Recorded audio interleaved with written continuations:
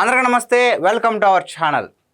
కూటమి ప్రభుత్వం ఏర్పడినప్పటి నుంచి కూడా పవన్ కళ్యాణ్ గారు చాలా సందర్భాల్లో ఈ కూటమి మరో 15 ఏళ్ల పాటు ఇలాగే కలిసి ఉండాలి, ఇలా కలిసి ఉంటేనే ఆంధ్రప్రదేశ్ బాగా అభివృద్ధి చెందుద్ది, గ్యారంటీగా 15 ఏళ్ల పాటు మేము కలిసే ఉంటాము, ఒక కుటుంబ సభ్యుల్లాగా కలిసే ఉంటాము, కుటుంబంలో చిన్న చిన్న గొడవలు వచ్చినట్లుగానే అక్కడక్కడ గొడవలు వచ్చినా సరే మేము మాలో మేమే మాట్లాడుకుంటాము, మాలో మేమే తేల్చుకుంటాం తప్ప విడిపోవడం అంటూ జరగదు అని చెప్పేసి పవన్ కళ్యాణ్ గారు చాలా సందర్భాల్లో చెప్పడం జరిగింది.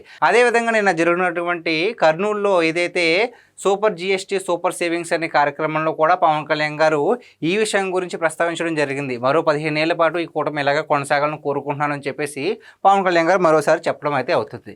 అయితే ఇక్కడ కొంతమందికి బాగా బాధ కలిగిపోతుందండి.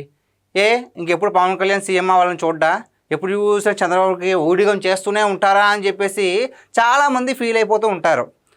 వాళ్ళిద్దరూ కలిసి ఉంటే మీ ప్రాబ్లం ఏంటి అసలు చెప్పండి? మీ వైసీపీ బ్యాచ్ వాళ్ళందరికీ కూడా ఇప్పుడు చాలామంది అంటూ ఉంటారు, ఇద్దరు కలిసి వచ్చారు, ముగ్గురు కలిసి వచ్చారు, జగన్ సింగిల్గా వచ్చాడు అని చెప్పేసి. ఒక్క చిన్న ఎగ్జాంపుల్ చెప్పనా?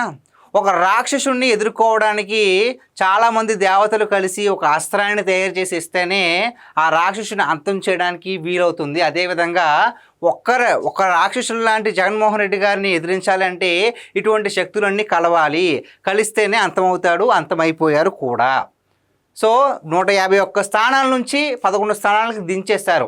సరే, వైఖరి ఏమన్నా మారుతుందా, తీరేమన్నా మారుతుందా, కాస్త మార్పు వచ్చి ఏమన్నా హుందాకరమైన రాజకీయాలు చేస్తారా అంటే లేదు.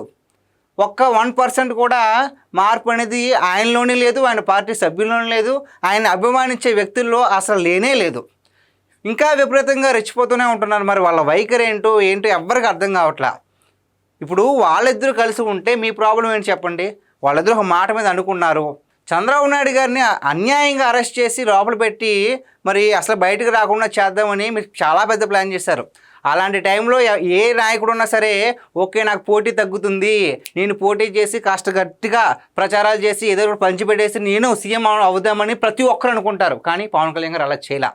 ఒక విజన్ ఉన్న నాయకుడు ఇలాగ 4 గోడల మధ్య ఉండిపోతే రాష్ట్రం కనుమరుగైపోద్ది, కాబట్టి ఎలాగన్నా సరే కలిసి ఉండాలని చెప్పేసి ఆయన ఎంత కష్టపడ్డాడు అనేది మనందరం కళ్ళారా చూసాం. అసలు నిజంగా వాళ్ళిద్దరూ కలిసినప్పటి నుంచే మన రాష్ట్రం బాగుపడిందని నేను అనుకుంటున్నా. గత 5 ఏళ్ళు ఎంత దారుణంగా ఒక్క పరిశ్రమ వచ్చేది కాదు, ఉన్న వాళ్ళు వెళ్ళిపోయేవారు. అలాంటి తరుణంలో ఇప్పుడు వీళ్ళిద్దరూ కలిసి ప్రపంచంలోని దిగ్గజ సంస్థలు మన విశాఖకు వచ్చి పెట్టుబడులు పెడుతున్నాయి, వరుసగా పోటీ పడుతున్నాయి, మేము పెట్టుబడి పెడతామని చెప్పేసి. మరి 2-3 ఏళ్లలో వైజాగ్ ఏ విధంగా మారిపోతుంది అనేది ప్రతి ఒక్కరికి ఒక అవగాహన ఉంది.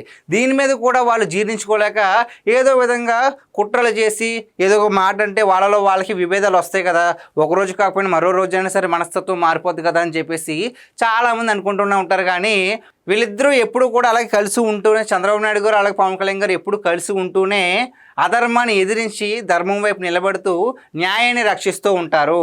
మీలాంటి వాళ్ళు పేటీఎం బ్యాచ్ వాళ్ళు ఎంతమంది మాట్లాడినా వాళ్ళకి అది ఎలా ఉంటుంది, కొండ ముందు కుక్కలు మురిగితే కొండకు సీట అంటారు కదా. సో ఆ విధంగా ఒక కొండ యొక్క గొప్పతనం ఎక్కడికి పోదు, ఒక పర్వతం యొక్క గొప్పతనం ఎక్కడికి పోదు.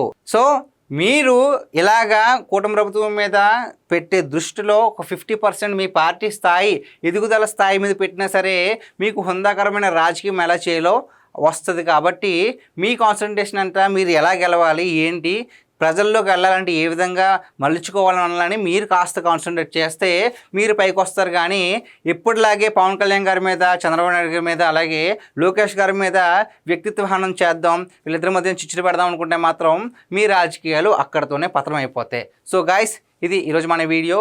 ఈ వీడియో పైన మీ విలువైన అభిప్రాయాన్ని కామెంట్ రూపంలో తెలియజేయండి. Thank you.